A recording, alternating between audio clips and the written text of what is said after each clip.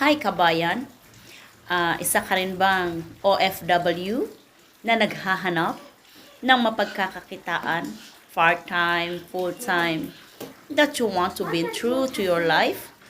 Alam mo ba na ako ay nakatagpo ng isang magandang negosyo at ipinakikilala ko sa iyo ang Live Good.